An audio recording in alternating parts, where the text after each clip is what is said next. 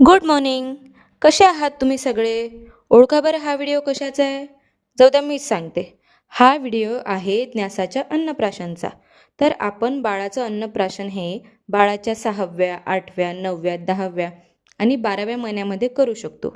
बालसंस्काराच्या 16 संस्कारांपैकी 9वा संस्कार हा बाळाचा अन्नप्राशनचा असतो. बाळाचे अन्नप्राशन करण्याचे कारण हे राहते की बाळाची पचनक्रिया चांगली होण्यासाठी आणि बाळाला अन्नाविषयीची आवड निर्माण होण्यासाठी अन्नप्राशन करायचे असते. आपल्या हिंदू धर्मामध्ये अन्नप्राशन केले जाते. तसं आम्ही पण केलं.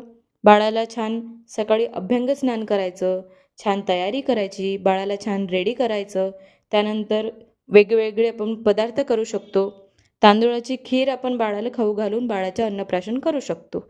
माझ्या घरी माझ्या पूर्ण फॅमिलीने मिळून आणि आम्ही सर्वांनी छान तयारी केली. त्यानंतर आम्ही न्यासाचे अन्नप्राशन केले. तर असा होता आजचा व्लॉग. तुम्हा सर्वांना कसा वाटला ते मला नक्की सांगा.